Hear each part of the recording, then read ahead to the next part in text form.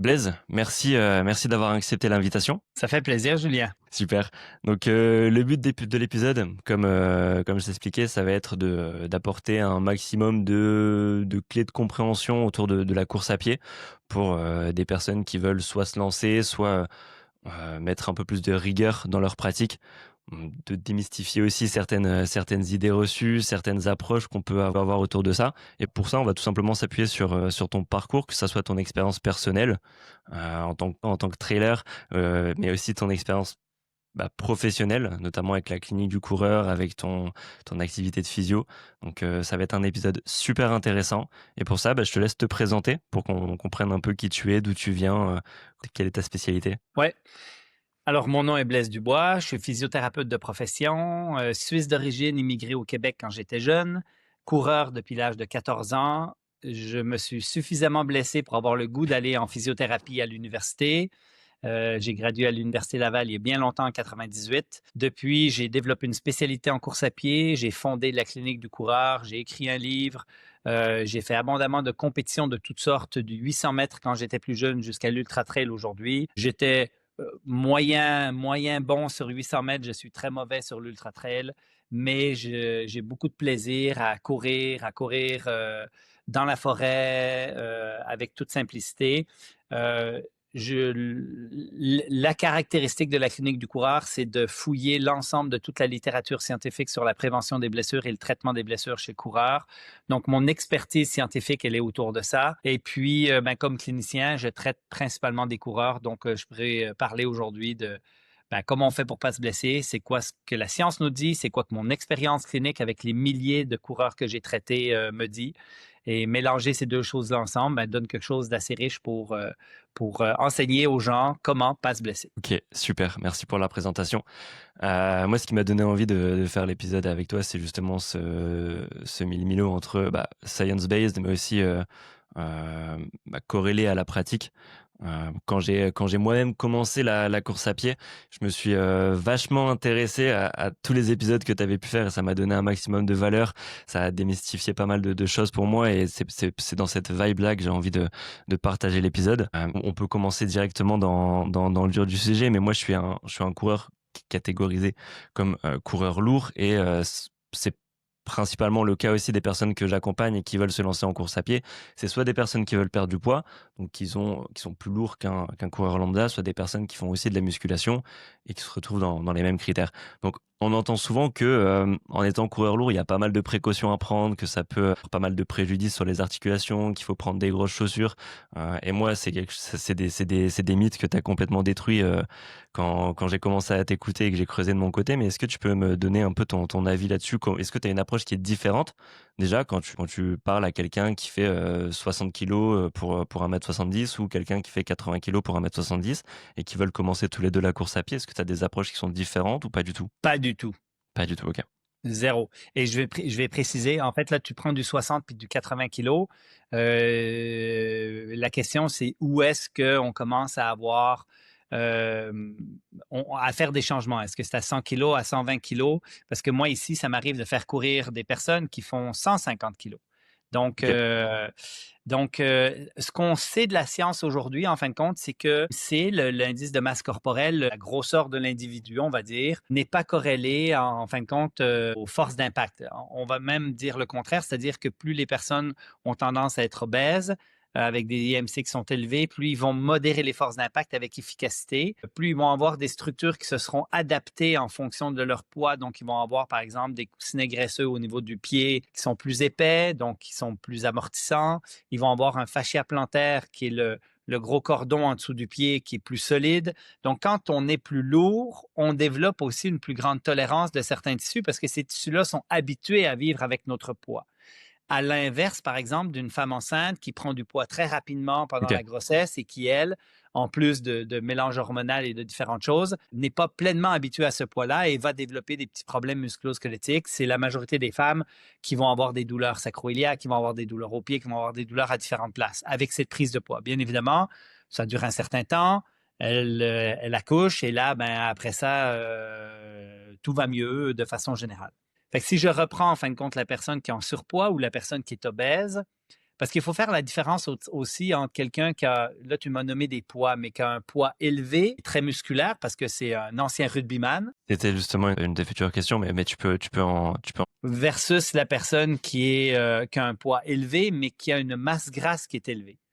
Et je fais la différence parce que, en fait, on arrive à faire des corrélations entre le pourcentage de masse grasse, par exemple, et des facteurs pro-inflammatoires qui augmentent le risque de développer, par exemple, de l'arthrose.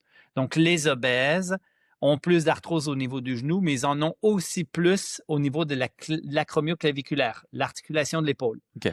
Ça veut dire quoi? Ça veut dire que le simple fait d'être gras, d'avoir du poids, mais qui est de la masse grasse, fait en sorte qu'on a des facteurs pro-inflammatoires qui nous rendent peut-être plus à risque d'avoir des tendinopathies, d'avoir de l'arthrose, d'avoir différentes pathologies. C'est Ces notamment pers- dû, je pense, aussi à l'alimentation qu'ils ont à l'instant T, non? Une alimentation qui est hyper inflammatoire, qui est peu protéinée, qui, effectivement, qui pourra avoir aussi des influences. Euh, donc, je veux faire la différence entre la personne qui est lourde mais en santé, de la personne qui est lourde et qui a un syndrome métabolique et qui a une santé qui est plus précaire avec un pourcentage de masse grasse qui est élevé. Parce que moi, je connais même des gens qui ont des pourcentages de masse grasse élevés, mais qui sont en relativement bonne santé. C'est-à-dire qui font du cardio tous les jours, qui bougent beaucoup, qui ont des masses musculaires importantes. Et ces personnes-là, en fin de compte, sont-elles vraiment plus à risque d'avoir des problèmes musculo-squelettiques? Réponse, pas nécessairement, probablement non. Fait que ça veut pas dire que c'est pas une bonne chose de perdre un peu de son pourcentage de masse grasse, mais il faut surtout pas avoir peur de faire de la course parce qu'on est plus lourd ou parce qu'on est plus gras. L'autre chose aussi dans les mythes, parce que tu l'as nommé, c'est on se dit ben s'il est gros, il faut qu'il ait une grosse chaussure pour plus amortir les chocs. amortie. Et en fait, c'est tout à fait le contraire parce que plus tu es lourd, plus on veut que tu aies des bons comportements de modération d'impact. Plus on veut que ton corps lui-même absorbe le choc pour réduire le stress sur ton squelette. Et plus on a des grosses chaussures, plus on met de l'interface, de l'interférence entre le pied et le sol, donc plus la chaussure est épaisse et amortissante, moins le pied va sentir le sol, plus il va le frapper avec vigueur et plus le stress sur le genou, la hanche ou le dos va être grand. Donc, quelqu'un qui est en surpoids, on lui donne des grosses chaussures amortissantes, il a plus de chances de mal courir avec ça et de stresser davantage son genou, sa hanche et son dos, qui sont les articulations les plus affectées chez la personne obèse. Donc, dans ma pratique, depuis des années, pour des centaines de coureurs qui sont en surpoids, j'ai recommandé des chaussures minimalistes pour avoir des meilleurs comportements de modération d'impact chez ces personnes-là. Ce qui ne veut pas dire qu'on ne peut pas en plus leur apprendre à courir de façon adéquate. Faire des petits pas, faire peu de bruit, etc. OK, super. Donc notamment sur les chaussures, une des futures questions aussi, c'était, quelle erreur, feraient plutôt les gros gabarits en commençant la course? Je pense que tu y as répondu, c'est principalement, bah, ne pas se lancer parce que lourd et avoir les mauvaises chaussures, c'est ça? Exactement. Puis, je vais on peut rajouter plein de conseils autour de ça, mais le problème avec la chaussure, en fin de compte, c'est que si tu rentres dans une boutique et tu es en surpoids, c'est clair qu'on va te référer à la plus grosse des godasses qu'on a dans la boutique. Et ça, c'est un problème. Comment on sort de ça? Parce que, moi-même, je me suis fait un peu avoir, pas pour des grosses chaussures, mais en fait, j'avais voulu commencer la course sans me renseigner avant, Ouais, sur un pari, on s'était dit: «OK, on fait un marathon, sous autant de temps» et du coup, j'avais pas du tout de chaussures, donc j'ai été en acheter et pour le coup, le vendeur m'a directement conseillé des chaussures avec antipronateur et cetera parce que j'ai une forte pronation. Mais qui pour le coup m'a jamais embêté et même si je courais pas, je faisais du football américain, donc avec des chaussures qui sont plutôt, vraiment plates, et sans ouais. correction. J'ai jamais eu de problème lié à ça, mais j'ai écouté le vendeur, j'ai pris ça et c'est après je me suis dit: «Mais c'est dommage parce que je prône quand même moins d'accessoires possible en musculation, le moindre, de corrections possible et essayer de s'adapter, essayer de faire avec son art» et au final, en me renseignant, je me suis rendu compte que c'était plutôt un facteur qui augmentait, les Mmh, risques de blessures plutôt que le diminuer. Donc comment on ouais. peut sortir un peu comment on peut se faire notre propre avis quand on n'y connaît rien sans croire bêtement ce que le vendeur nous dit? Parce qu'on le voit souvent comme une référence. Est-ce Ouais. qu'il y a des sites? Est-ce qu'il y a des choses qui référencent un peu les chaussures, les modèles à porter? Alors, il y a 2 choses. Il y a 2 paradigmes qui sont fréquemment véhiculés dans les magasins de chaussures. Si tu es lourd, tu as besoin de plus d'amorti. Si tu as un pied pronateur, tu as besoin d'un anti-pronateur. Pied pronateur, pied plat, etc. Qui sont 2 choses qui ont été invalidées par la science, qui ne fonctionnent pas, qui ne sont pas cohérentes. Donc, il faut qu'on oublie. Et il faut que les vendeurs de chaussures arrêtent de vendre des chaussures en regard de ces 2 paramètres qu'il faut arrêter. Le point, en fin de compte, c'est comment nous, la Clinique du coureur, qui sommes promoteurs de bonnes pratiques, qui lisons la littérature scientifique et qui ont ces connaissances, on est capable d'influencer et de changer les pratiques. Donc, on a créé un e-learning de 8 heures sur la chaussure. Un OK. e-learning où vous apprenez tout ce qu'il faut apprendre sur la chaussure et sur le marketing de la chaussure, comme sur la science de la chaussure, de performance, la chaussure préventive sur les blessures, résumé de toute la science, bien vulgarisé, synthétisé avec clarté pour que la personne, même si c'est un coureur qui fait ce e-learning-là, va tout connaître sur la chaussure de OK, course. c'est pas forcément dédié aux coachs ou aux professions qui encadrent la pratique. Alors, c'est sûr que c'est sur la. Il y a toute une partie sur la science, il y a une partie qui peut être lourde, mais n'importe qui a un intérêt fort pour la chaussure pourrait faire ce e-learning. Ce qu'on fait aujourd'hui, en fin de compte, c'est qu'on vend ces e-learnings-là à rabais à des vendeurs de chaussures. Et quand ils ont fait la formation, ils sont accrédités, la clinique du coureur, pour, en fin de compte, qu'on ait un registre sur notre site. Donc, si vous allez sur le site de la clinique du coureur, il y a un registre de tous les magasins qui sont en fin de compte, labellisés la clinique du coureur parce qu'ils ont un niveau de compétence minimal relié aux connaissances que nous, on divulgue. Mais c'est super compliqué pour le coureur de rentrer dans une boutique et, comme tu dis, de faire confiance à un vendeur qui, malheureusement, a été éduqué par les représentants des marques qui, eux, ont un seul intérêt, c'est vendre des chaussures. Donc, tu as une marque qui veut vendre des chaussures, qui forme des représentants, qui va dans les boutiques, qui eux aussi veulent vendre des chaussures et qui leur enseigne des mauvaises pratiques sur comment vendre une chaussure. Et c'est là qu'on a tout un système où on perpétue des mauvaises pratiques et des mauvaises connaissances et que tout le monde les répète. Donc oui, c'est un problème. Et pour changer ça, ben, c'est un peu plus compliqué. Bien évidemment, les compagnies, ils ont beaucoup de financement possible pour faire de la promo, s'afficher dans les magazines, former les détaillants de chaussures et ainsi de suite. C'est un peu David contre Goliath. Donc, c'est pas évident, mais quelqu'un d'averti peut se former, peut aller sur notre site, peut aller rencontrer une boutique qui est recommandée par la Clinique du coureur, que vous allez trouver sur le site de la Clinique du coureur. OK, super. Il y en a en France aussi? Oui, il y en a plein. Ouais. En fait, en France, on a tout un réseau qui ont été accrédités. Vous allez les retrouver sur le site. OK, super. C'est très clair. C'est clair que tu te fais, j'ai face aussi à un gros biais de personnes qui véhiculent une information depuis des années, qui courent elles-mêmes comme Ah ça oui, et apprendre le contraire, c'est compliqué. Enfin, comme, les anti-inflammatoires, comme, plein de postures qu'on peut avoir souvent autour du corps, il y a beaucoup de choses qui sont difficiles à faire changer. Du coup, dans les chaussures, si on veut, qu'est-ce qui peut être intéressant? Qu'est-ce qui est pas, totalement déconnant sur les chaussures, dans tout ce qui est mis en avant? Est-ce que tout est à mettre à la poubelle ou il y a quand même des choses qui sont intéressantes? le problème avec la chaussure, c'est qu'on vend un produit qu'on valorise avec des technologies. Donc, tu peux les vendre plus cher si tu intègres plus de technologies. Genre, tu inventes la plaque de carbone, tu ne l'as pas inventée, tu l'as fait, tu l'as remis au goût du jour parce qu'elle existait, mais tu l'as réintégrée dans une chaussure. Ben là, tu viens de trouver quelque chose pour valoriser ton produit que tu peux vendre beaucoup plus cher.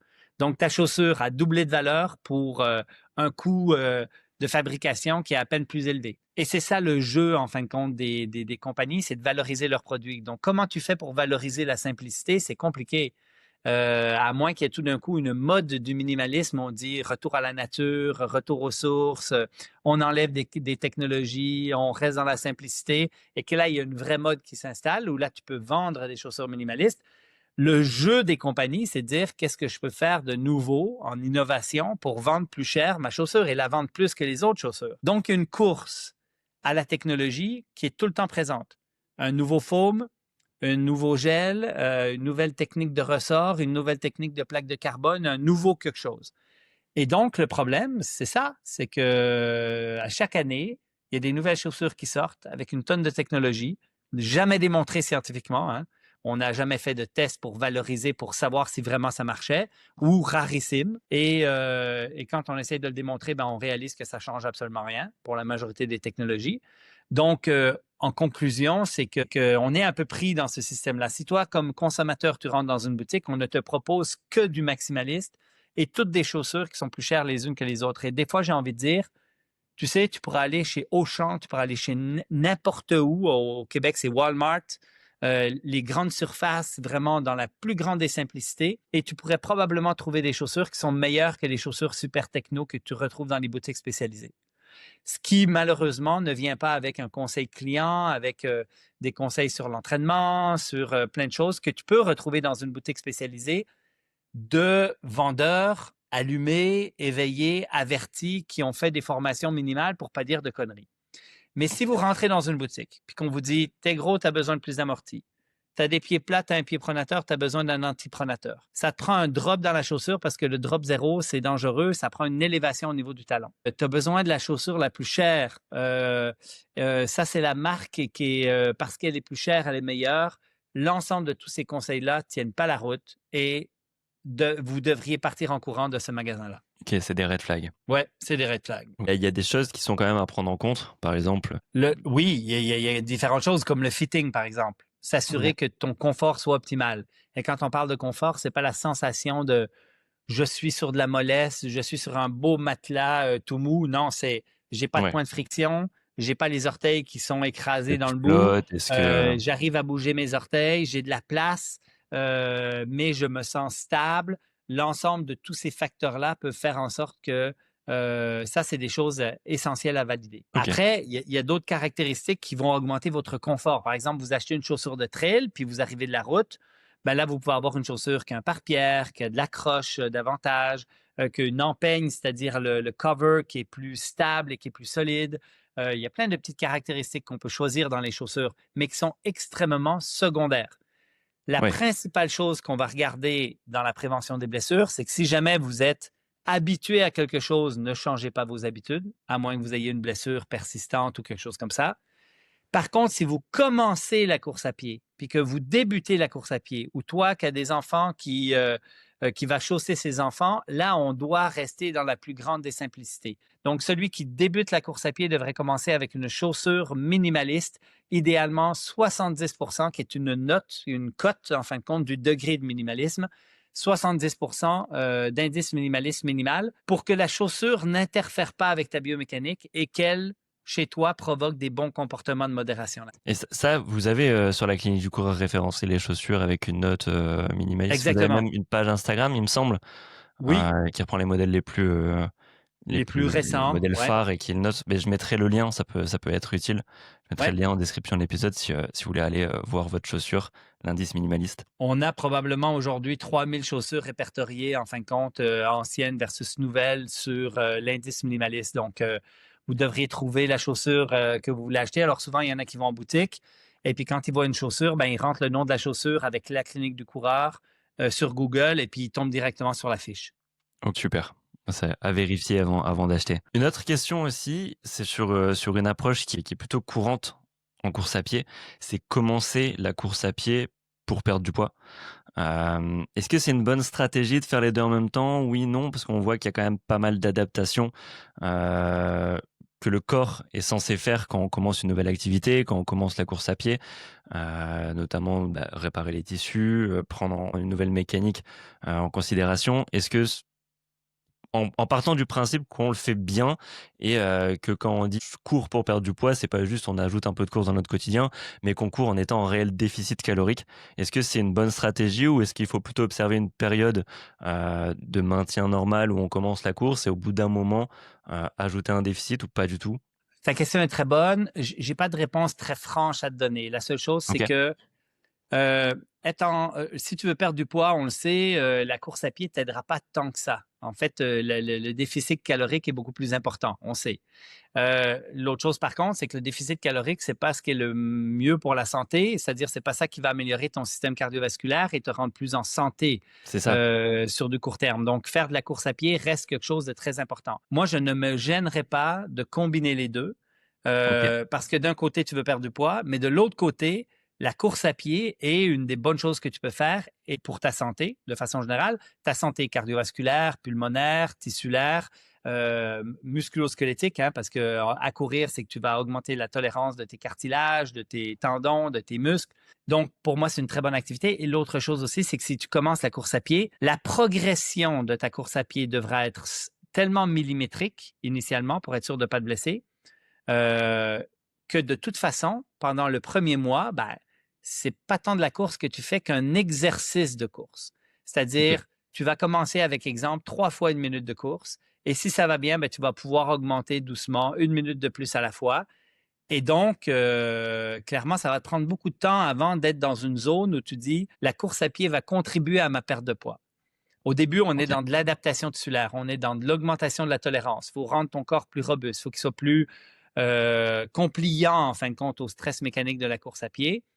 Donc, pendant ton premier mois, c'est clairement pas la course qui va te faire perdre du poids. Si jamais tu veux commencer à courir et plus tard tu veux perdre du poids, c'est possible.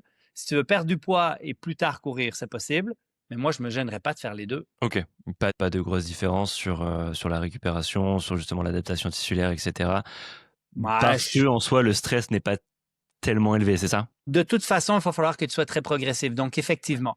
Mais je comprends ton point que si, par exemple, tu es en déficit calorique et en plus, tu mets un gros stress mécanique sur ton corps qui a besoin de se réparer, puis qui a besoin de protéines et qui a besoin de plein de choses, euh, peut-être que c'est pas optimal pour récupérer, mais tu sais, la personne qui est obèse, elle a de la réserve quand même. Hein. Si elle mange ses quantités de protéines, il n'y a pas trop de problème pour. Fait que non, moi, je me gênerais pas. OK, et je fais un petit parallèle, j'en profite pendant qu'on est sur le sujet, quand on est en préparation, par exemple pour un semi-marathon, un marathon, une course un peu plus longue où on a des volumes, hebdomadaires qui sont plutôt élevés. Hem, on a cette période d'affûtage où on va réduire un peu le volume, mais qui sert aussi à réparer un peu tous les petits bobos, à éteindre un peu tous les feux, qui commencent, et on peut chercher aussi à vouloir perdre du poids avant la course. Est-ce que c'est une erreur là pour le coup parce qu'on a un gros volume, ou encore une fois c'est pas tant dérangeant d'être en déficit sur cette période? Ouais, moi, je crois que la compliance du corps à son environnement est beaucoup plus important qu'on le pense. OK. Je te donne un exemple. Les nutritionnistes disent toujours qu'il faut manger des protéines à chacun des repas. Euh, Moi, j'aime beaucoup me référer à l'homme de Cro-Magnon quand même, hein, qui mangeait OK. quand il pouvait. Donc, il avait des phases de jeûne tout d'un coup où ben, il n'avait pas à manger. Quelques petites calories par jour parce qu'il avait quelques baies, mais il n'arrivait pas à avoir des quantités importantes. Il était en déficit pendant une certaine période. Le corps a cette capacité de résilience qui est très importante par rapport à l'activité. On peut faire des jeûnes en continuant de faire du sport sans que ça soit un gros problème. Alors, on va peut-être manquer un peu d'énergie si on fait de la qualité et de l'intensité, mais l'homme de Cro-Magnon devait chasser et aller courir après les proies, phase où il n'avait pas bien mangé juste avant. Il n'avait pas fait un load glucidique juste avant. Donc, on a une capacité, je pense, à faire beaucoup plus que ce qu'on a supposé. On intellectualise énormément. C'est le cas, entre autres, dans le domaine de la médecine. On intellectualise énormément, mais j'ai l'impression qu'en nutrition et en coaching, on fait un peu la même chose. On fait moins confiance un peu au corps humain et On moi, a je pense tendance qu'il à a des moins s'écouter, capacités. ouais, à moins écouter ses sensations, je pense. Oui, effectivement. OK. Donc pour le déficit, peu importe, et quelque chose sur lequel je rebondis, sur ce que tu as dit, on commence par des exercices en course à pied et pas directement par de la course à pied. Hem Comment tu peux, enfin, là, à mon avis, ça a dû t'arriver de te frotter avec, l'ego ou l'envie d'aller un peu plus vite. Commencer par, 3 fois 1 minute, alterner avec de la marche, ou ça peut être frustrant pour quelqu'un qui est sportif hors course à pied, par exemple, sur lequel ça a pas forcément d'impact. Quelqu'un qui fait de la musculation et imaginons qu'il fasse encore moins les jambes, mais il est complètement débutant, sur la course à pied, il est pas sportif, et ça se trouve, il est sportif sédentaire parce que le reste de sa journée, il est dans le fauteuil ou devant son ordinateur. Mais ça peut quand même être frustrant pour lui de commencer avec 3 fois 1 minute, et c'est un non négociable, commencer vraiment lentement pour toi? Euh, Tu sais, celui qui est obèse et sédentaire, pour moi, a moins de chances de se blesser dans un programme de course que Parce qu'il va y celui aller qui est... progressivement. Ben oui, lui, il fait son 3 fois 1 minute, il va être essoufflé, il va être fatigué, il va dire, ah, c'est bon, aujourd'hui, j'ai fait mon entraînement, j'ai fait 5 minutes de marche avant, 5 minutes de marche après, je suis parti pendant 16 minutes, et puis j'ai fait 3 fois 1 minute de course, et là, ben, mes jambes sont fatiguées. Et il va arrêter. Celui qui a des antécédents de cycliste, qui mouline encore quelques fois par semaine, 1 ou 2 heures, et qui lui dit, ben, je vais commencer la course à pied. Le problème avec lui, c'est qu'il peut courir demain 1 heure en Il a continu. l'endurance pour. C'est exact. Il a la physiologie, le système cardiovasculaire pour pouvoir faire ça sans aucun problème. Le problème, c'est que son corps n'est pas adapté au choc au sol, au stress mécanique appliqué sur son tendon d'Achille, parce qu'en vélo, il n'a pas de haute vitesse. Même s'il se met en danseuse de temps en temps, il n'a pas du tout les mêmes tendons que le coureur. Il n'a pas le même pied. Et là, ben, il va se blesser. Il va se blesser où? Il va se blesser au pied. Il va se blesser au tendon d'Achille. Il va se blesser à des structures, en fin de compte, qui n'ont pas l'habitude d'avoir cette nouvelle activité. Et cette personne-là, pour moi, est beaucoup plus à risque. Donc, quand non négociable, ben, c'est dépendant de plein de facteurs. Celui qui a joué au basket, qui a donc des os et des tendons très tolérants, qui a fait de la course multifonction avec des déplacements de toutes sortes, va pouvoir progresser plus rapidement en course que celui qui arrive avec de la natation et du vélo.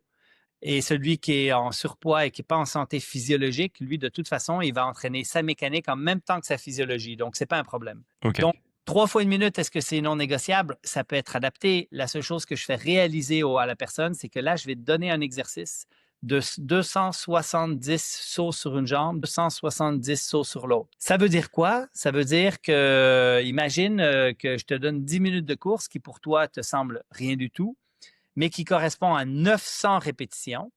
Imagine que tu as un peu mal à l'épaule, puis je te donne un exercice avec un élastique, puis là, tu dis, OK, je vais faire 900 répétitions pour commencer. Tu vas dire, non, mais il exagère. Ben, la course à pied, c'est pareil. Ok. 3 fois 1 minute, c'est 270 reps. Pour moi, c'est un très bon départ. Vois comment tu te sens. Par contre, tu cours pas 2 ou 3 fois par semaine. Tu cours tous les jours. Et pour certains même, je leur dis, tu peux y aller 2 fois par jour. Ok. C'est-à-dire que la récurrence du stimuli est un élément essentiel dans l'adaptation tissulaire. On préfère beaucoup et les tissus préfèrent des petits stress fréquents que des gros stress peu fréquents. Donc, ça, c'est à considérer. Tu vas courir des petites quantités, mais ta progression va être quotidienne, c'est-à-dire que tant que ça va bien, on va pouvoir augmenter. Peut-être qu'il y a des moments où il va falloir faire des plateaux d'évolution pour être sûr que tu consolides tes gains parce que tu dis, ah, je commence à avoir un petit peu mal en dessous de la rotule, je commence à avoir un peu mal à mon tendon d'Achille, ou j'ai des petites sensations. Ben là, répète le même entraînement, le temps de t'y adapter, le temps d'être tolérant avant de reprogresser par la suite. Ok. Ok. Ça, c'est quelque chose qui m'avait surpris quand je t'ai écouté la première fois de courir tous les jours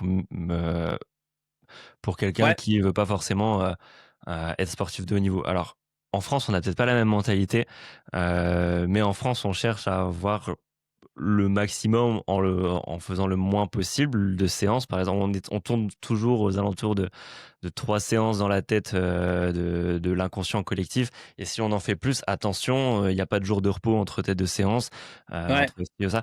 Alors, je suis vraiment sorti de ce cadre dans ma pratique hein, depuis longtemps. Mais comment tu arrives à faire courir quelqu'un 7 jours par semaine sans qu'ils disent ouais mais je peux pas, j'ai un travail, sans qu'ils te disent tout ce qu'on peut, Ouais. tous les freins cognitifs qu'on peut avoir. Comment tu arrives à faire ça? D'abord, c'est simplement de faire réaliser à la personne que quand je lui dis tu peux courir tous les jours, c'est que même s'il a une journée de repos, c'est pas si grave, mais au moins il l'aura fait 6 fois.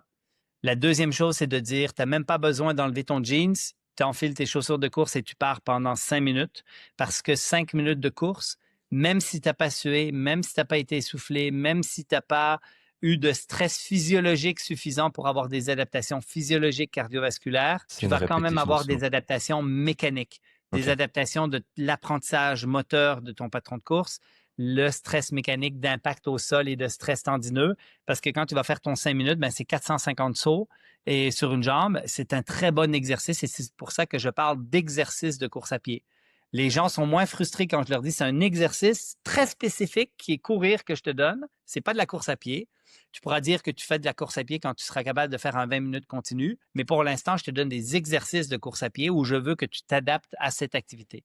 OK. C'est vrai qu'on cherche souvent à faire des exercices spécifiques course à pied, comme se dire faire de la corde à sauter ou de l'appui, mais il y a rien de plus Courir, spécifique bah que oui. courir en soi. Exact. Et tu sais, quand je dis aux patients, 5 minutes, ça compte, en fin de compte, ça les rassure beaucoup. Parce que souvent, ils font 3 séances par semaine où ils vont faire, je sais pas moi, 1 heure de sport, dont 45 minutes de course, admettons, ou un 30 minutes de course. Et quand je leur dis, il faut que tu cours tous les jours, ben, ils voient pas comment ils vont enchaîner tous les jours 30 minutes. Autant pour leur corps que pour leur temps, etc. Et je leur dis, mais 5 minutes, ça compte. Si tu manques de temps, et 5 minutes, je suis désolé, mais tout le monde arrive à trouver son 5 minutes. Et ce petit 5 minutes de course est ultra payant dans la prévention des blessures. Pour 2 OK. raisons. Le stress mécanique appliqué rappelle à tes tendons, tes cartilages, tes os qu'il faut qu'ils s'adaptent, qu'il faut qu'ils se solidifient. La deuxième chose, c'est que c'est un apprentissage moteur complexe. Même s'il est naturel, il est complexe.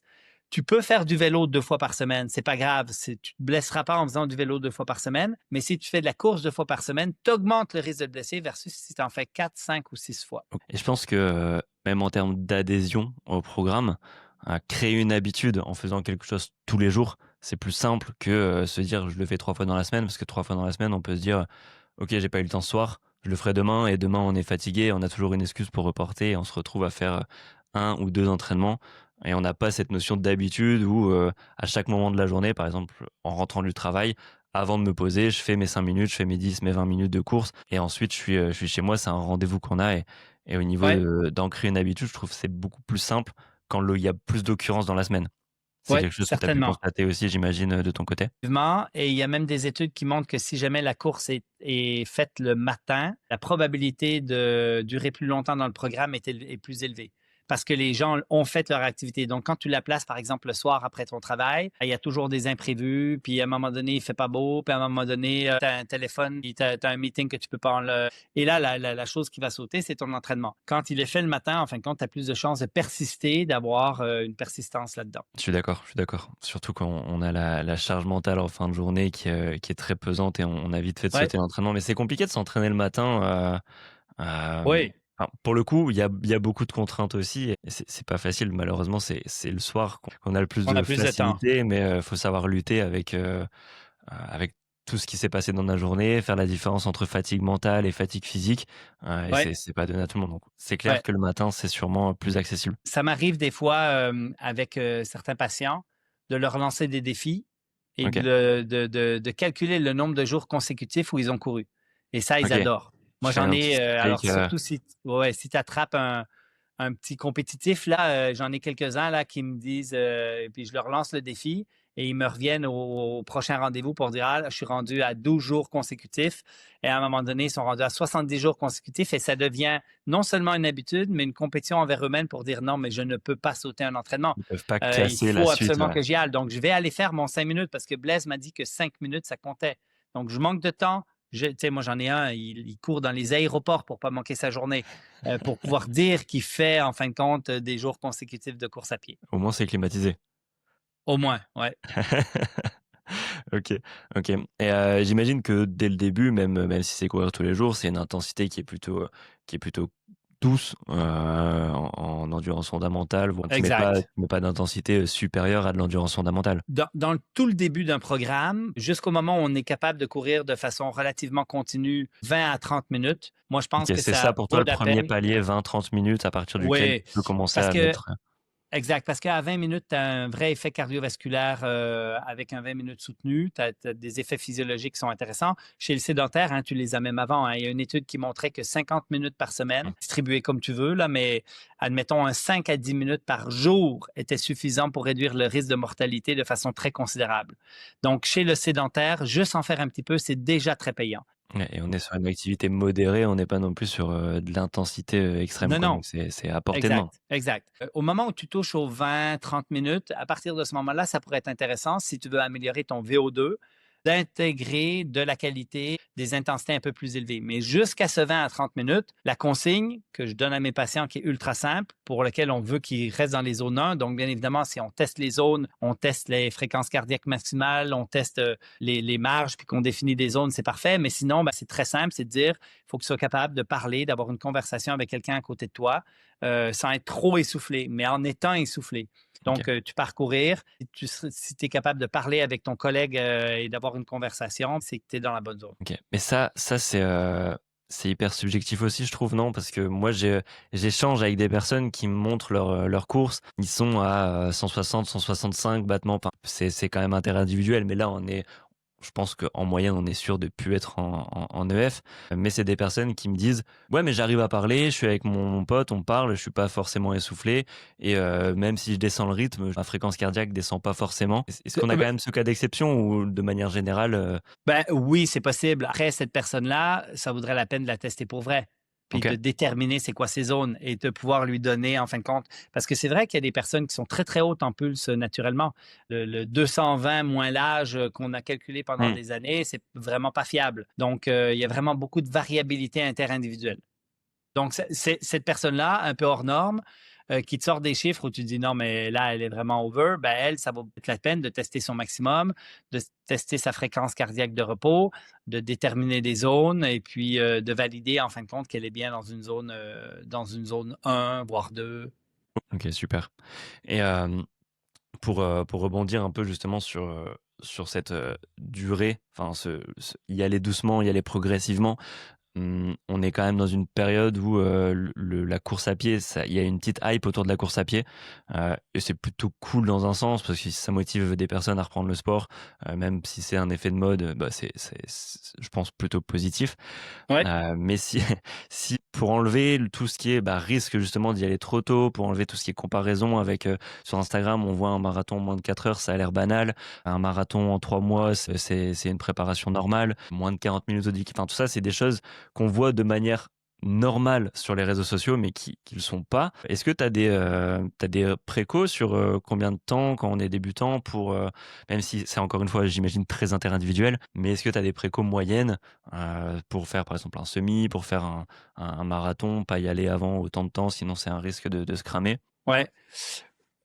C'est très, très individuel, mais quand on me pose la question dans un live, à la radio ou autre, souvent ce que je vais dire, c'est: «Tu commences ta course à pied, donne-toi un objectif de 10 kilomètres OK. pour une première année et là, tu t'assures de ne pas te blesser». Tu sais, la raison numéro un pourquoi les gens arrêtent, je vais dire les 2 raisons principales, c'est un la motivation, 2 les blessures. Donc si on arrive à régler ces 2 trucs-là, à trouver des trucs pour les motiver, pour les booster un petit peu pour faire en sorte qu'ils aient envie de s'entraîner et qu'ils ne se blessent pas, parce que là, on est, chez les débutants, on a des stats qui vont jusqu'à 80 de blessures, hein, donc c'est vraiment C'est problématique. énorme. C'est énorme. En moyenne, c'est un coureur sur 2 à chaque année. Donc, si on arrive à réduire cette incidence de blessures au plus bas, on arrive avec certaines études à descendre à 20. À partir de ce moment-là, ben, tu as beaucoup plus de chances de persister dans l'activité. Donc, ce que je vais dire, c'est la première chose, il faut être très progressif pour ne pas se blesser, avec tous les petits autres conseils qu'on peut vous donner sur la technique, la chaussure et ainsi de suite. La première année, tu te fixes un objectif de 10 kilomètres. Si ça a bien été, la deuxième année, tu peux te fixer un objectif de semi et la troisième année, un objectif de marathon. Ça, c'est la recette idéale. Après, si toi, la seule chose qui te motive, c'est de faire un marathon et que tu as fait sur le bord d'une bière un petit concours avec tes copains pour dire on fait le marathon de Paris dans 6 mois, puis que c'est ça ta motivation pendant 6 mois pour t'entraîner, il y a quand même possibilité de faire que ça se peut, dépendamment de ton âge, dépendamment de tes antécédents, de tes blessures, de ce que tu as déjà eu. Mais tout est possible. Il y en a aujourd'hui qui font des ultras et qui commencent avec des ultra trails. Euh, Puis je peux pas les blâmer parce que moi, ça m'a attiré, puis j'avais envie d'aller explorer c'est quoi qu'il y avait après 50 kills. Donc, j'en ai fait plusieurs. Et bon, moi, j'étais un coureur de 800, mais qui faisait jusqu'à 100 kilomètres par semaine en entraînement, pour après ça faire des 5, des 10 kilomètres sur route, un jour un marathon, puis à un moment donné un 60, un 65 et à un moment donné un 80 puis un 100. Et puis ça a été de façon graduelle, progressif. Et je OK. pense que pour le corps, l'idéal, c'est de suivre cette progression-là. OK, rester aussi terre à terre, par rapport, bah, ce qu'on voit aussi, c'est pas forcément des personnes qui ont commencé hier, et elles ont plusieurs années ou d'entraînement qui leur permettent de faire ça et prendre du recul par rapport à ce qu'on voit aussi surtout. Ouais. Tu as dit 3 choses, intéressantes.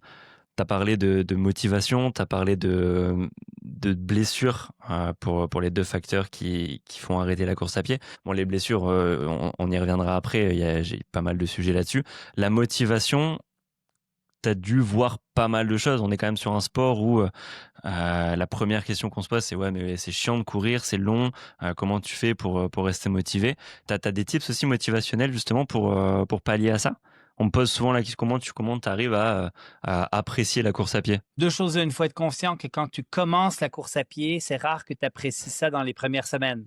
Le fait de pouvoir persister dans ton activité amène après un certain temps, c'est variable encore une fois, mais souvent on va observer autour de 4, 6, 8 semaines, une petite habitude qui s'installe, un petit peu plus de plaisir à aller courir.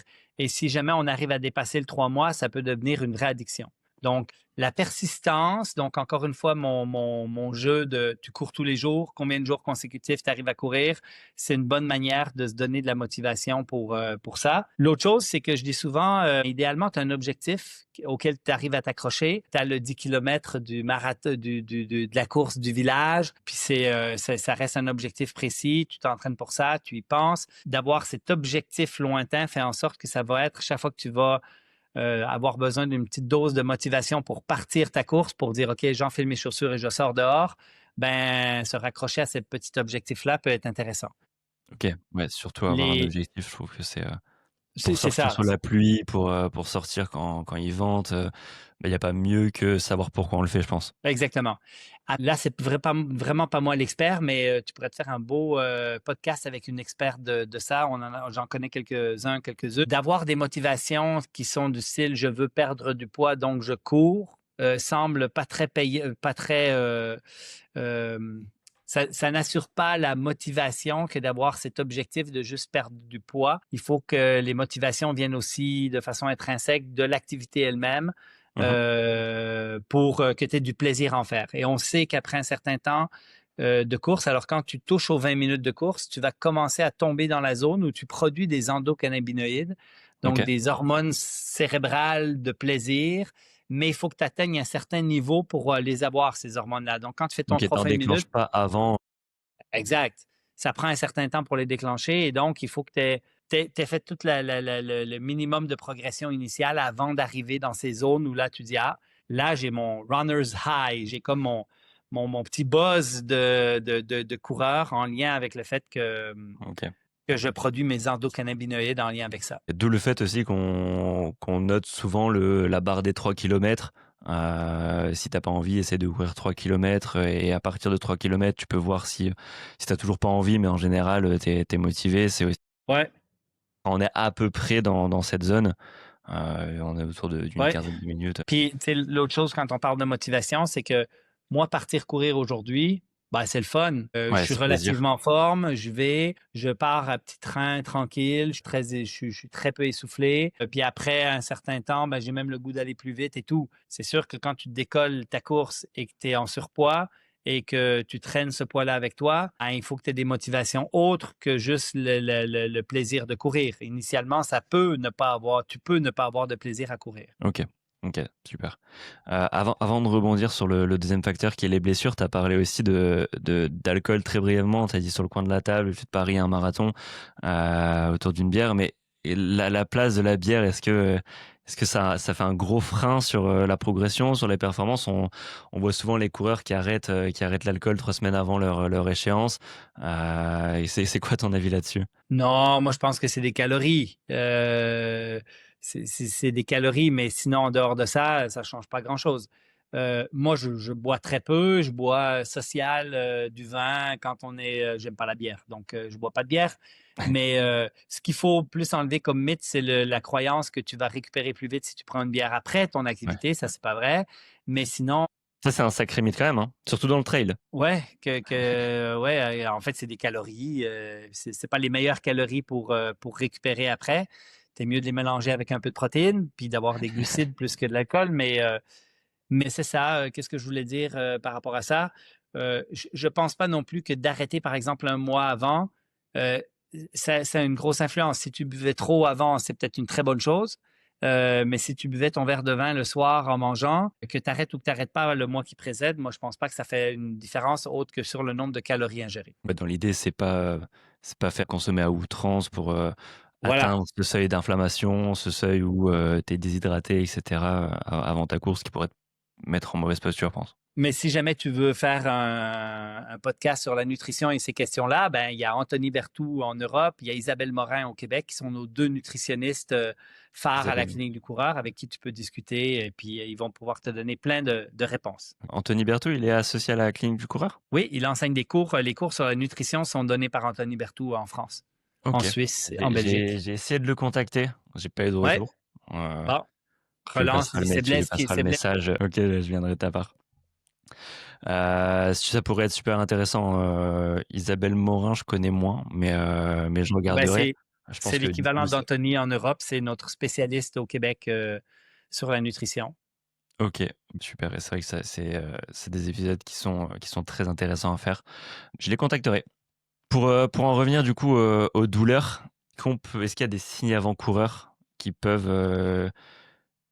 alerter? Alors tu vas me dire oui, la petite douleur le soir, la petite douleur pendant la cour, des choses comme ça. Mais en réalité, on est souvent confronté à un peu d'ignorance sur le sujet. C'est-à-dire j'ai mal un peu, mais ça va passer. On essaie de l'ignorer et au fur et à mesure, du coup, ça s'accentue. Ou on ne sait pas forcément si ça vient de la course à pied ou du déménagement qu'on a fait ce week-end. Ouais. Comment tu arrives à quantifier le stress mécanique de façon le plus fiable possible et à réussir à faire alerter avant que ça devienne justement alarmant. C'est vrai qu'il y a une complexité dans la subjectivité de la douleur, mais normalement, une douleur est un indice qu'on a surchargé un tissu. Ce tissu-là, ce tissu devient sensible. Et c'est vrai pour les fameuses courbatures post-entraînement. Tu fais de la muscu, tu brises la fibre musculaire, tu crées des microprocessus inflammatoires. 24, 48, 72 heures après, tu as de la douleur musculaire avec de la sensibilité à la contraction. Ben, c'est que tu as dépassé ta tolérance maximale. Ce qui est génial avec le muscle, c'est que c'est un tissu à tellement haut métabolisme que rapidement, tu vas récupérer. Puis après 5 jours, tu es normal, puis tu peux recommencer. Et si tu Ouais. restresses davantage, tu peux même te recourбaturer à nouveau. Et ben, à force de te courbaturer, tu vas avoir des aspects de protection. Et C'est-à-dire tu qu'à un auras plus moment de donné, tu ne le courbatures. sauras plus parce que tu n'auras plus de courbature, parce que ton muscle va être pleinement adapté. On pourrait on pourrait avoir le même niveau d'adaptation sans jamais être courbaturé. Hein? Si tu vas plus doucement, puis tu mets un niveau de stress qui est un peu plus élevé que tes habitudes, mais qui sans être courbaturé, et que tu continues et que tu recontinues, jour après jour, ben, tu vas te rendre au même niveau que si tu étais courbaturé initialement, avec le même niveau de protection sans jamais avoir eu de symptômes. Ok, une surcharge progressive, quoi. Exactement. Quand c'est le muscle, c'est facile, c'est pas trop dangereux. Quand tu commences à avoir mal à un tendon, en dessous d'une rotule, en dessous du pied au niveau du fascia, qui sont les blessures classiques chez le coureur, là, on n'est pas juste avec des muscles, on est avec des tissus tendineux qui ont des métabolismes beaucoup plus lents. Et ce que ça fait finalement, c'est que la récupération va être plus lente. Donc, quand tu as une petite douleur à quelque part, considère que tu en as trop fait. En fait, tu as mal quantifié ton stress, tu as dépassé ta tolérance maximale, ton corps te le dit, il faut que tu l'écoutes. Donc, tu prends une journée de repos ou si, par exemple, tu avais mal en dessous du pied, plutôt que d'aller courir et marcher, ben, tu pourrais faire de la natation ou du vélo, qui est beaucoup moins stressant pour le pied. Si Ok. jamais tu as mal au genou, va pas faire du vélo qui stresse beaucoup le genou, va faire de la natation qui stresse pas le genou. Donc, l'idée, c'est de trouver une activité qui va continuer de vasculariser ton corps, continuer de créer des adaptations puis d'une augmentation de tolérance, mais sans l'irriter parce qu'un tissu est déjà un peu irrité actuellement. Donc faire la différence déjà entre la douleur musculaire qui est plutôt, à part si c'est une douleur instantanée, c'est rarement mauvais, en tout cas si c'est tolérable. Mais dès que ça devient un peu tendineux, un peu irradiant, c'est là où il faut stopper. C'est la pointe de l'iceberg. En fait, ça, il y a tout un tas de processus qui sont déjà là, pour Ouais, lesquels il est déjà trop tard et faut pas laisser traîner. C'est ça?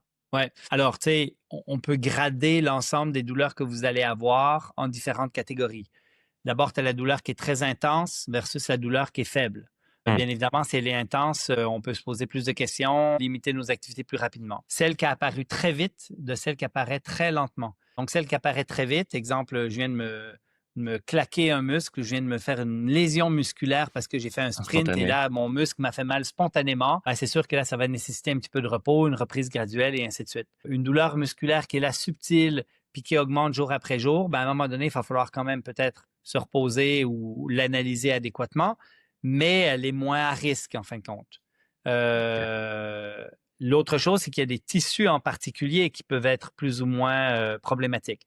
Si tu as des engourdissements, des picotements, des douleurs lombaires qui irradient dans la jambe et qu'on est dans du nerveux, entre guillemets, ça, il faut être très prudent. Si on est au niveau d'un tendon, d'un fascia, d'un périoste, d'une rotule, là, on est dans des tissus à faible métabolisme, il faut l'écouter. Si jamais c'est un tissu musculaire, on l'écoute quand même, mais normalement, à l'espace de quelques jours, c'est supposé se normaliser. OK. Donc, on a quand même, nous, comme thérapeutes, plusieurs indices qui nous guident sur un pronostic. Est-ce que ça va guérir vite ou pas? Et l'autre chose que je n'ai pas mentionné, c'est depuis combien de temps tu as cette douleur-là?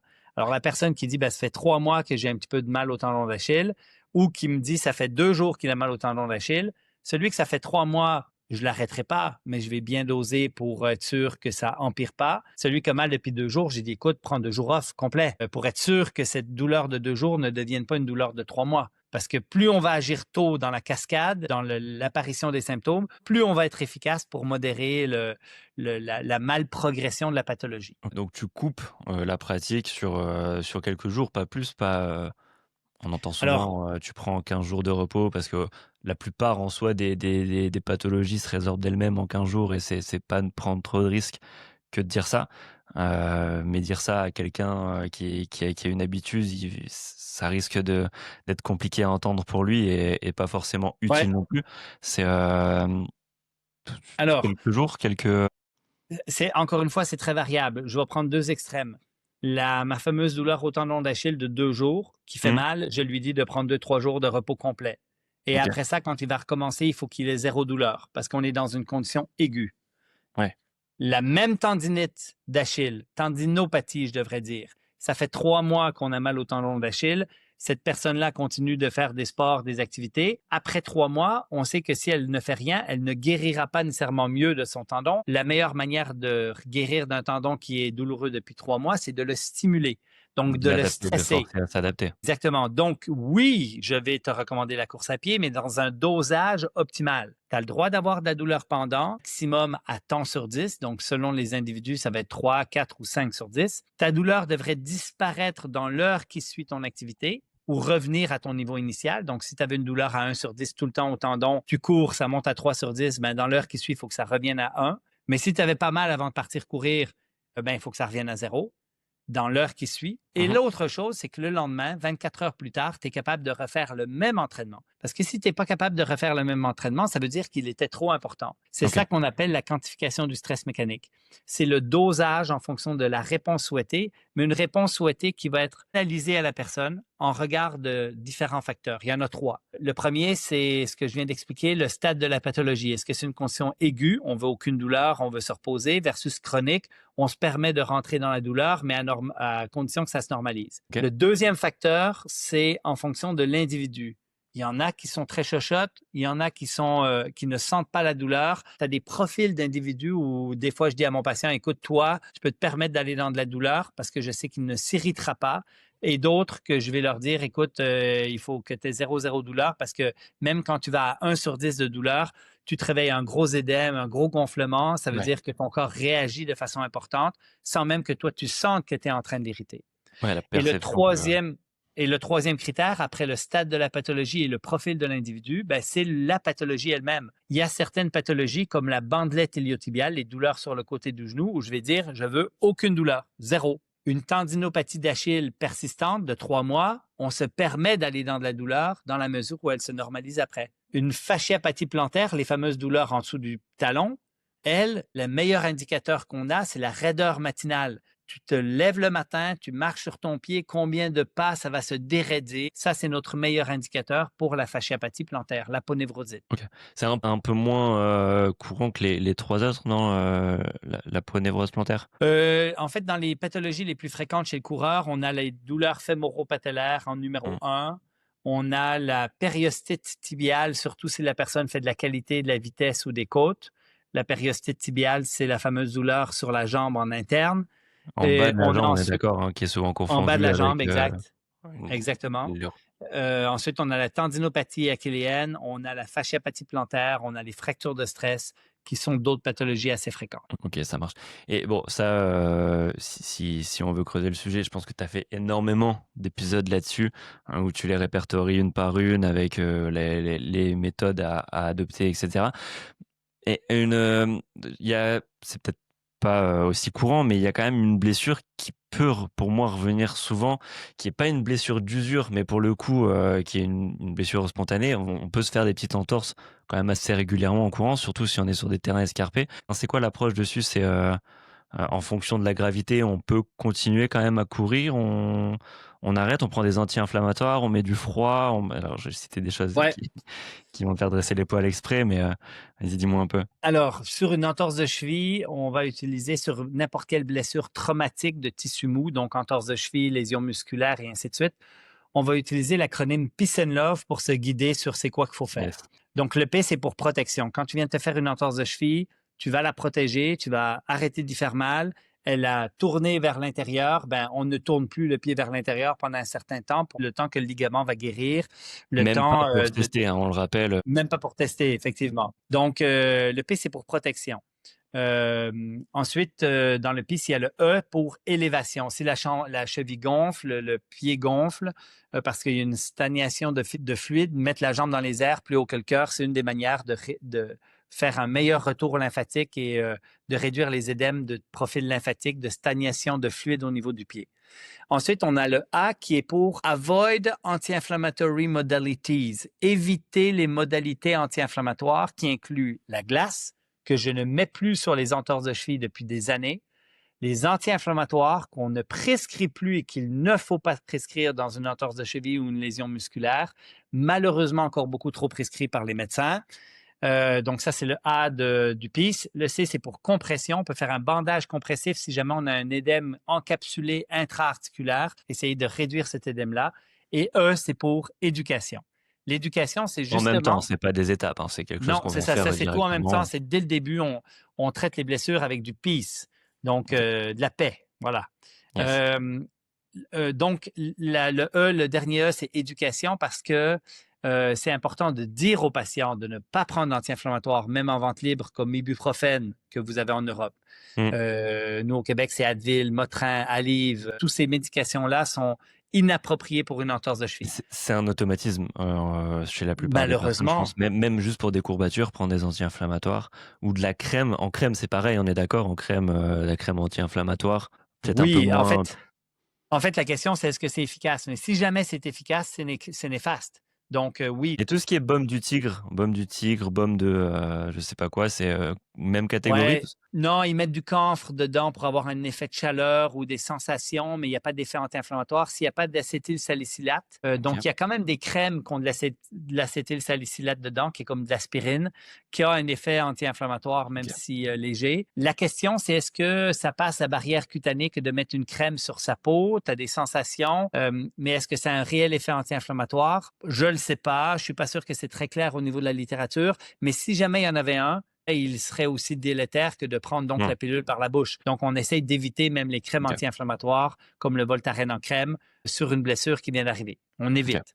Dans le PIS, il y avait le E qui était éducation parce que c'est important d'éduquer justement les gens aux bonnes pratiques parce que présentement, les gens mettent de la glace, les gens continuent de Ouais. marcher puis même ça fait mal. Les gens s'immobilisent beaucoup trop longtemps. Les médecins les immobilisent beaucoup trop longtemps. Dans une entorse de cheville du complexe latéral, qui est 90% des entorses de cheville, on fait surtout pas de plâtre ou d'immobilisation prolongée. Ouais. La protection, c'est le temps qu'il n'y ait pas de symptômes, quelques jours, mais rapidement après ça, on migre vers le LOVE, donc vers le L-O-V-E. L, c'est pour load, c'est charger le tissu, c'est commencer à marcher dessus. C'est, dès le jour 3, commencer à mettre un stress sur un muscle, même s'il a été déchiré pour créer des adaptations tissulaires, toujours sans provoquer trop de symptômes. Fait que ça, c'est le L, qui est le load, qui est la quantification du stress mécanique. Ensuite, on a le O pour optimisme, parce qu'on sait que ceux qui pensent positivement vont guérir beaucoup plus vite. Et on a vraiment des études vraiment intéressantes, autant sur les cervicalgies, les lombalgies, mais on en a une de Briette assez récente qui montre que dans les entorses de cheville, la croyance du patient de son évolution est un Ok. meilleur prédicteur de succès que le grade de l'entorse elle-même. Donc, ça veut dire que celui qui pense qu'il va guérir rapidement, même s'il a un gros grade, donc un ligament complètement déchiré, va guérir plus vite que celui qui se dit « Oh non, merde, ça va être très long », mais finalement qui a un petit grade. Donc, la première chose à faire avec nos patients, c'est de dire, il faut absolument que tu considères que, tu sais, moi, des entorses de cheville, j'en ai vu plein dans ma carrière, ils évoluent bien. En plus, c'est un ligament latéral qui est non portant, qui évolue super bien chez 99% des gens. Donc, pas d'inquiétude et de rassurer nos patients pour qu'ils restent positifs dans l'évolution de leurs conditions. Fait que ça, c'est le O. Le V, c'est pour vascularisation. Et je les mets sur un vélo, une entorse de cheville, jour 2, je les mets sur le vélo. Il faut qu'on le vascularise, il faut qu'on nourrisse le tissu, il faut qu'on draine les tissus, le saignement qui a des produits de dégradation locale qu'il faut qu'on essaie de drainer. Donc, faire une activité cardiovasculaire est essentiel. Et le E, c'est pour les exercices à la toute fin. Donc, le LOV, il est en deuxième bloc à partir du jour 3, du jour 4.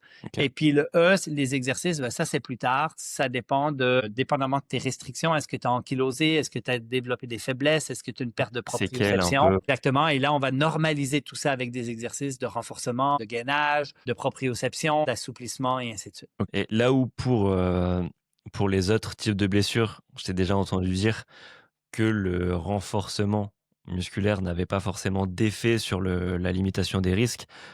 Sur une cheville, ça peut vraiment être intéressant justement de faire des exercices de renforcement pour éviter qu'elle tourne. Oui. Alors, préciser ce que tu avais entendu pour être sûr que tu as entendu les bonnes choses. Quand on dit que le renforcement n'a pas de rôle préventif, on commence à avoir des papiers qui montrent qu'on pourrait avoir un rôle préventif global. Si tu fais du renforcement du grand fessier, tu n'as pas de rôle préventif sur les douleurs fémoro-patellaires. Ça, c'est bien étudié. Donc, la vision qu'on avait de renforcer un muscle précis pour avoir des effets biomécaniques pour réduire le stress sur un tissu, ça ne marche pas. Par contre, faire du renforcement global, augmenter sa robustesse, sa tolérance au stress, ça a un effet de prévention des blessures de façon générale. Oui, tu fais bien de rebondir parce que c'est vrai que la façon dont je l'ai abordé, c'était vulgarisé au max. C'est ça. Et juste pour précision encore, si par exemple tu fais des mollets avec des charges à vitesse lente, tu vas augmenter la robustesse de ton mollet, mais de façon spécifique. La meilleure manière de prévenir les blessures en course à pied, c'est de courir, mais avec le bon dosage. Parce que là, tu es dans un exercice qui est ultra spécifique et qui va, en fin de compte, augmenter ta tolérance à cette activité que tu as besoin. Mais tu peux bénéficier d'exercices globaux en force, en muscu, de toutes sortes pour prévenir les blessures générales. De façon pas simplement parce que ton corps devient plus tolérant, plus robuste à n'importe quel stresseur de l'environnement.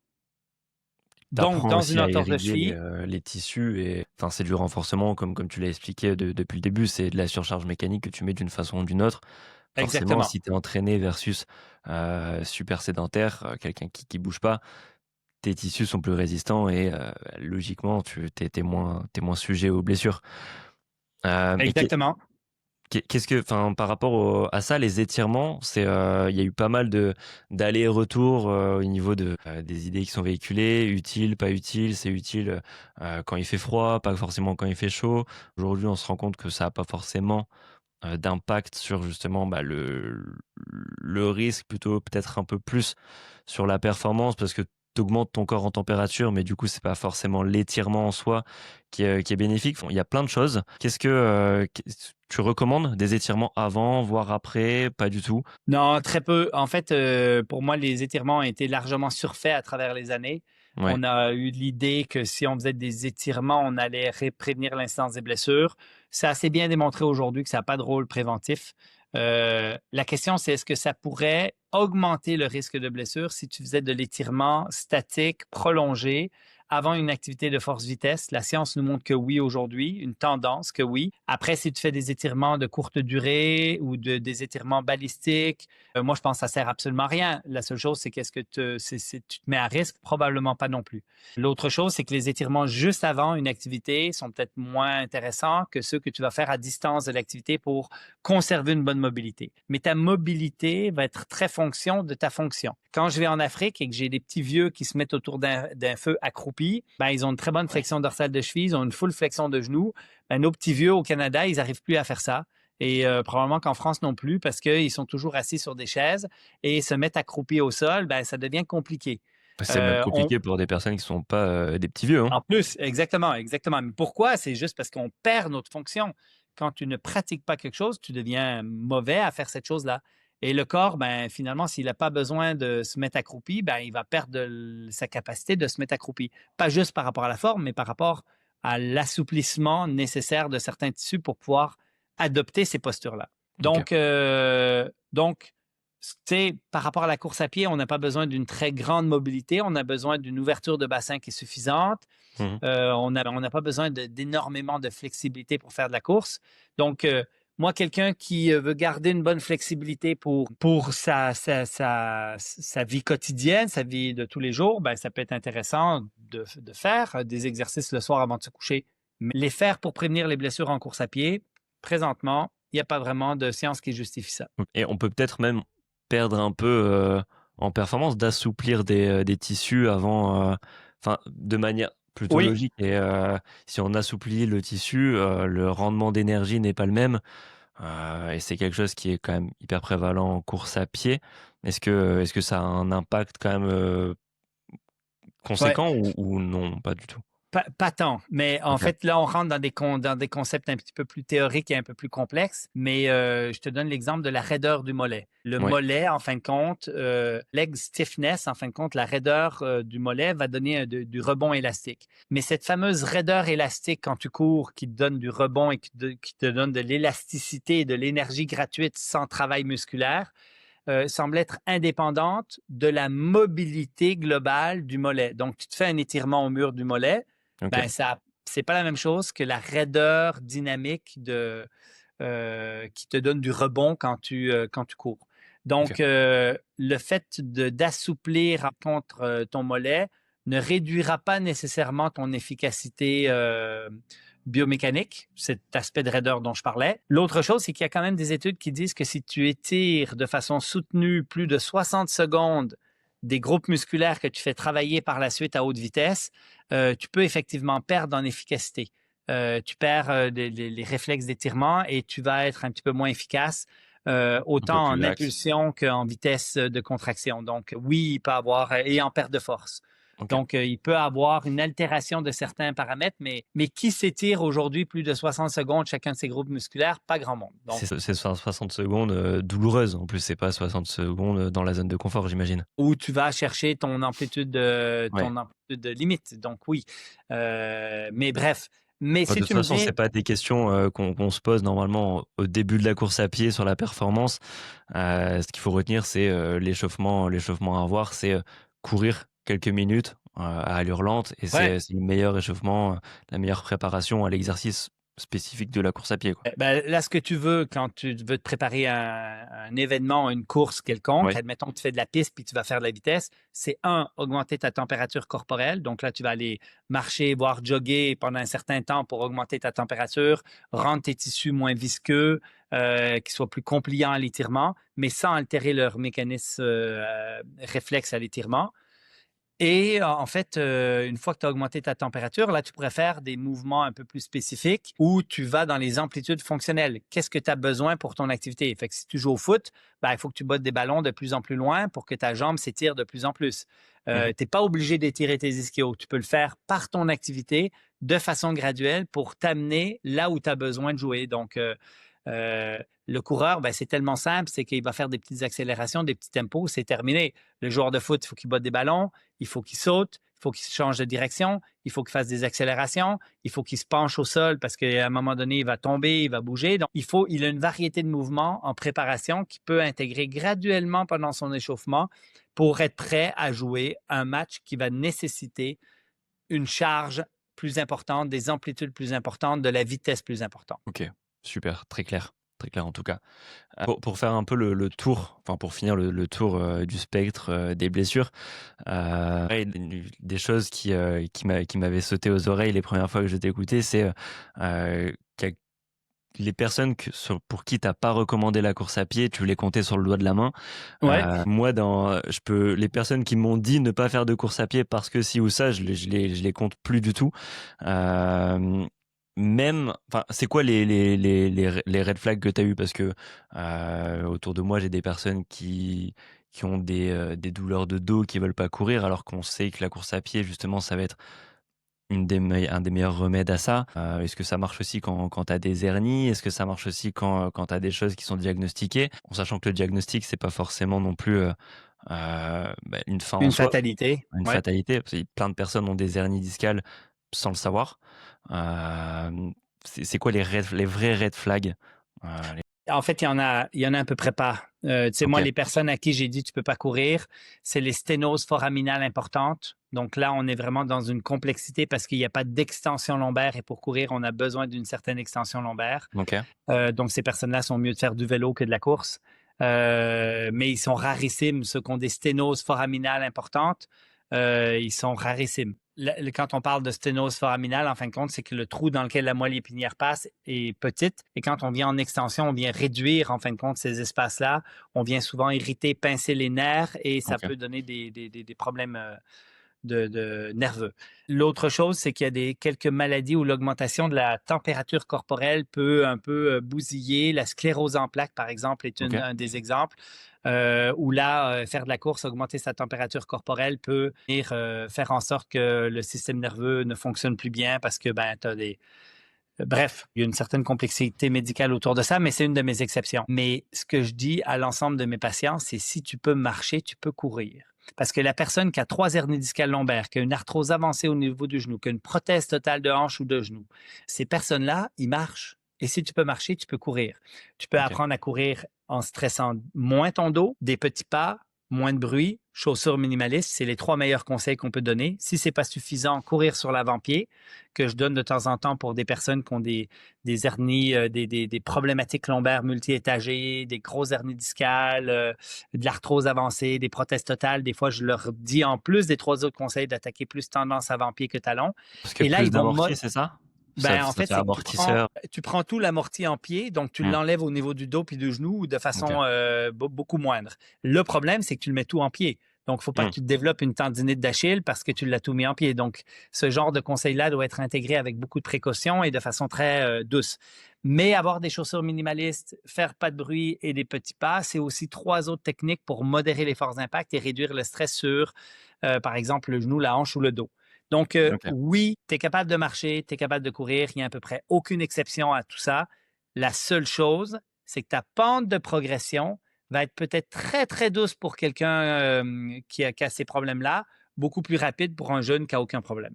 C'est la OK. pente de progression et l'évolution dans la course qui va être notre guide, mais la course elle-même, surtout si on court adéquatement, on peut la faire pour tout le monde. OK. OK. Très clair. Donc pas d'excuses, pas d'excuses, Pas d'excuses sur surcharge. la Surtout course à que pied, non. si on suit tout ce qu'on a dit depuis le début de cet épisode, qu'on applique une surcharge progressive, qu'on y va, tout doucement à tâtons, qu'on sait s'écouter, qu'on valide des paliers dès qu'on a des petites douleurs, il y a pas de raison qu'on y aille trop vite. Il y a pas de raison, peut-être que tu sais pas, peut-être que tu es pas capable de courir à l'instant T, mais tu es capable de mettre en place des exercices de course à pied qui vont te permettre, dans X temps de courir. D'accord. Exact. OK, super. Blaise, est-ce qu'il y a des choses, qui pour toi sont hyper importantes, sont primordiales quand tu débutes la course à pied, qu'on n'a pas forcément abordées? Des choses, à savoir? On a parlé de beaucoup de choses. J'ai parlé des petits pas et de la cadence. Mmh. C'est peut-être un autre élément assez important parce qu'au niveau technique de course, De la la cadence, ca ouais, peut-être, si tu as une technique. J'entendais, c'est simple, il suffit de faire autant de pas par seconde, mais compter les secondes en même temps que les pas pendant que tu cours, pour moi, c'est compliqué. ouais. Mettre un tic-tac, tic-tac, tic-tac dans la tête, pour certains, ça les rend assourdissants. Est-ce qu'il y a des choses Ouais. simples ou, heu Ben, il y a plein de manières d'intégrer des cadences plus élevées. On va souvent parler de la cadence de 180 plus ou moins 10. Le 180, c'est parce que il y a vraiment quelque chose qui se passe autour du 180 chez les mmh coureurs pieds nus, chez les élites. Peu importe la vitesse à laquelle on va, on est très souvent autour de ce 180 plus ou moins 10. Donc c'est un des conseils clés parce que c'est un conseil qu'on peut intégrer assez facilement. La majorité des gens sont capables de l'intégrer facilement. L'autre chose, c'est que le risque associé est très faible. À l'opposé, par exemple, d'attaquer sur l'avant-pied, ça, le risque est beaucoup plus important. OK. Donc, la cadence, c'est une des choses qui est les moins risquées et qui donc peut être intégrée facilement. Euh, L'autre chose pour l'intégrer, ben, c'est 3 pas par seconde. Donc, tu peux te donner un rythme avant de faire ta petite minute, puis dire 1, 2, 3, 1, 2, 3, 1, 2, 3, 1, 2, 3. Et là, tu te donnes un rythme et tu pars avec cette cadence-là de pas de course sans aller plus vite que ce que tu ferais normalement. Donc, faire plus des plus petits pas. L'autre chose, c'est que tu peux télécharger de la musique à 180 BPM et donc, tu vas courir dans le rythme. Moi, Donc, j'avais fait cette méthode, juste un métronome à 180. ouais, là, c'est un peu assourdissant par C'est contre, un peu, mais ouais. un seul Mais écouteur. pour commencer, pourquoi pas, hein? Après, justement, pas beaucoup de personnes aimeraient le faire. Je trouvais ça plutôt efficace, mais si on peut avoir d'autres méthodes, typiquement le 1, 2, 3, la Ouais. musique à 180 BPM. Et certains, j'y vais encore plus simple que ça, hein. Je leur dis tout simplement, tu fais des plus petits pas que tu faisais avant et juste ça déjà, on va modérer les forces d'impact, on va avoir des effets sur... tu sais, on sait par exemple que les athlètes, juste d'augmenter de 3%, donc d'à peu près 5 pas par minute, leur cadence de pas de course améliore l'économie de course chez presque tous. Ok. Que la majorité des gens choisissent des cadences un petit peu plus lentes que leur cadence optimale. Ok. Ok. Et même quand on parle de temps de contact au sol, c'est pareil, faire plus de pas, plus des plus petits pas, c'est ce qui va réduire mécaniquement le temps de contact, j'imagine. Oui, effectivement, les cadences plus élevées sont associées à un temps de contact au sol qui est plus court, qui Ok. est un Ok. facteur, un paramètre d'efficacité biomécanique connu. Ok. Mais peu importe la vitesse, quand on court, euh, des personnes qui vont courir à des 8 minutes, des 7 minutes du kilomètre, en 80 de cadence, ça doit être, enfin, c'est bizarre c'est bizarre à tenir. Ouais, C'est on peu a, intuitif, on va dire. On n'a plus l'impression de courir. Quand même, à ces vitesses-là, 180, plus ou moins 10 en tout cas, ouais. c'est quelque chose qu'il faut implémenter dès le début, quoi, pour que ça soit ancré. Ben, en fait, il y a 2 choses. Il y a un certain pourcentage de la population qui sont ce qu'on appelle des overstriders, qui font des très grands pas, qui ont des forces d'impact importantes et qui sont pas économiques. Donc, ça Ok. leur coûte cher à se déplacer d'un point A à un point B. Donc, ces personnes-là, c'est sûr qu'eux bénéficieraient vraiment, peu importe la vitesse à laquelle qu'ils vont, d'augmenter leur pas de course. L'autre chose, c'est que même les athlètes élites, en fin de compte, choisissent des cadences plus lentes que les cadences optimales, probablement liées au poids de la chaussure et à la chaussure elle-même. Donc, Plus lentes. Donc, ok. ils vont faire des plus grands pas, en fin de compte. Ok, ouais, bien sûr. Plus aux alentours Euh, des 160, 170, par exemple. ben non, chez les athlètes de haut niveau, ils sont souvent à 170. Tu me les montes à 180, ils sont plus efficaces. Ou tu Ok. les montes à 175, ils sont plus efficaces. L'autre chose aussi pour répondre à ta question, c'est que chez les récréatifs, les cadences moyennes sont de 155 pas par minute. Chez les coureurs un peu plus aguerris, 165. Chez les athlètes élites, 175. Ça, c'est la moyenne à vitesse de jogging. Quand on regarde les Kenyans courir et que tu les fais courir à 6 minutes le kilo ou à 3 minutes le kilo. Donc, on s'entend, 6 minutes le kilo, c'est jogging lent pour eux, très lent, Ouais. versus 3 minutes le kilo, c'est très rapide. C'est leur vitesse de performance, admettons, pour un marathon. Quoique maintenant, ils vont plus vite que ça, mais autour de ça. Ce qui est quasiment un Leur... sprint pour Ah certaines oui, personnes. ah oui, pour plusieurs, ils les suivent pas 100 mètres. Pour la majorité des gens dans le monde, Ouais, c'est ouais, maximum clairement. 100 mètres que tu Je peux pense qu'on suivre. s'en rend pas compte, mais les 2,55 Ouais. sur, c'est un sprint. Oui, oui, c'est très, très rapide. Mais là où je voulais venir, en fin de compte, c'est que quand on analyse la cadence des Kenyans qui courent à vitesse de jogging versus à vitesse de compétition entre 6 ou 3 minutes le kilomètre, donc ils vont 2 fois plus vite à 3 minutes le kilomètre, leur cadence passe de 168 à 180 moyenne. Donc, Ok. ils ont une augmentation de vitesse de 100%, ils doublent leur vitesse pour une augmentation de la cadence qui est à peine de 5, 6, 7%. ouais. Ok. Et une augmentation de la longueur des pas qui va être par contre de 90%. Donc la cadence est très immuable. Elle le change très peu dans un range au moment où on fait de la course à pied. Ok. Parce que l'économie de course est corrélée à la cadence de façon assez importante. Donc les gens, en fin de compte, qui courent, même lentement, pourraient très simplement apprendre à faire des plus petits pas, à mouliner davantage. Et la question, c'est est-ce que tu veux absolument courir 20 minutes ou est-ce que tu veux apprendre à bien courir pour courir en 20 minutes sans te blesser et en étant efficace? Donc, tant Et qu'à à pouvoir commencer, après passer les étapes plus facilement. oui, parce que tant qu'à commencer, chez toi tout de suite une chaussure qui est minimaliste, commence avec des cadences qui sont élevées, donc 180 plus ou moins 10, faire des petits pas de façon générale, et puis essaye de faire peu de bruit. Et quand tu vas faire ton 3 fois une minute, tu auras seulement 3 minutes sur lesquelles tu vas te concentrer à faire ça, à l'intellectualiser. Et après un certain temps, tu n'auras plus besoin de l'intellectualiser parce que ta cadence, elle va être naturellement autour de ça. Ok, super, très Et clair. dernière chose sur la cadence, le poids de la chaussure a une énorme influence sur la cadence. Plus vos chaussures sont légères, plus la cadence est élevée. L'autre chose, c'est plus la chaussure est grosse amortissante, plus elle amène des cadences lentes. Donc, plus votre chaussure est minimaliste, plus elle amène des cadences élevées. Parce Donc, que il y a une ça inhibe. corrélation entre tout ça. Ça va vous aider. Ok.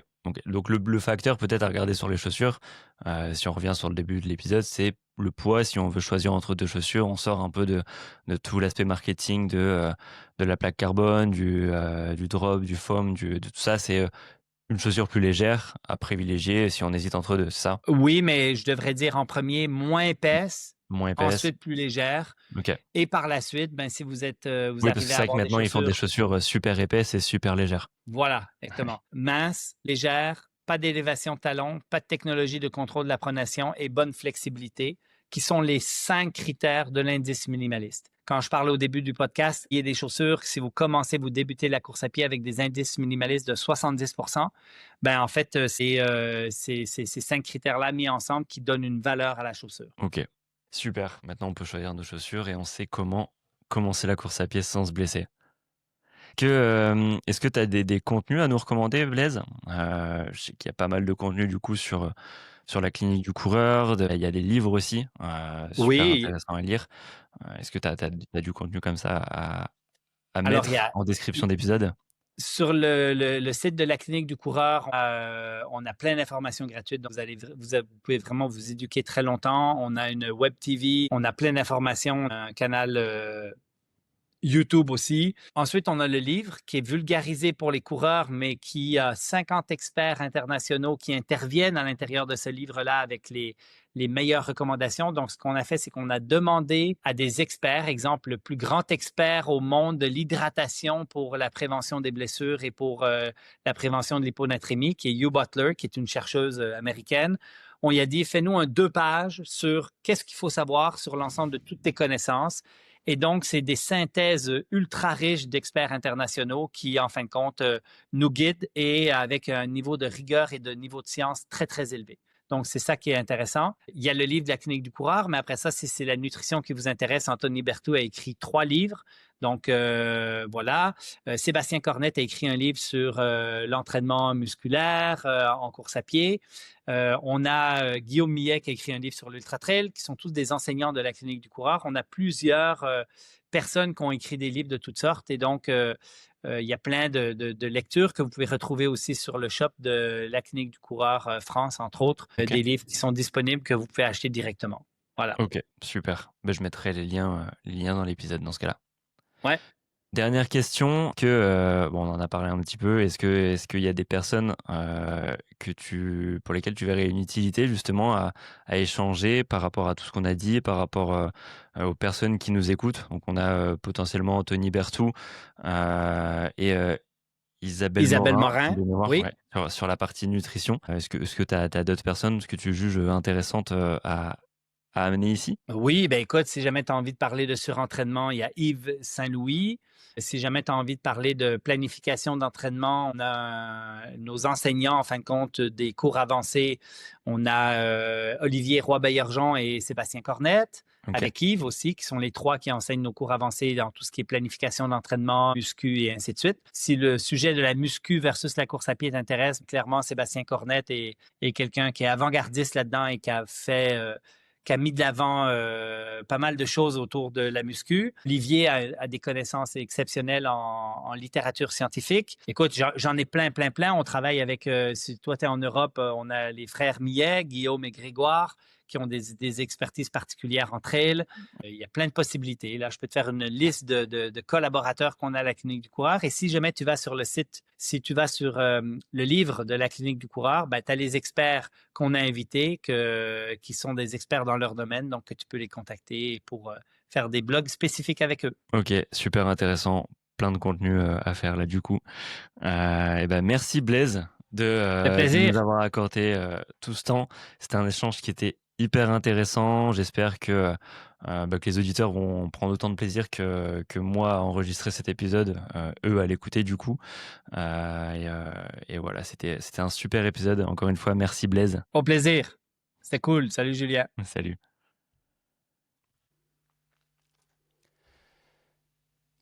L'épisode touche à sa fin, j'espère qu'il t'a plu, j'espère que tu as appris beaucoup de choses et que ça va t'aider dans ton quotidien. Tu peux retrouver Blaise Dubois sur les réseaux sociaux, notamment sur Instagram, que ce soit sur son compte ou sur les comptes de la clinique du coureur. Je te mettrai tous les liens en description pour que ça soit plus simple pour toi. En ce qui me concerne, tu peux également me retrouver sur Instagram. Je te conseille de t'abonner pour avoir des tips au quotidien, que ce soit sur le sport, la santé, l'alimentation, la musculation, le running, enfin, tout ce qu'on a abordé et tout ce que j'aborde dans ce podcast en format beaucoup plus rapide et beaucoup plus tips au quotidien. Donc n'hésite pas à t'abonner, n'hésite pas aussi à partager cet épisode si ça t'a vraiment aidé et à mettre 5 étoiles sur le podcast. Je te dis à bientôt et on se retrouve lundi pour un prochain épisode.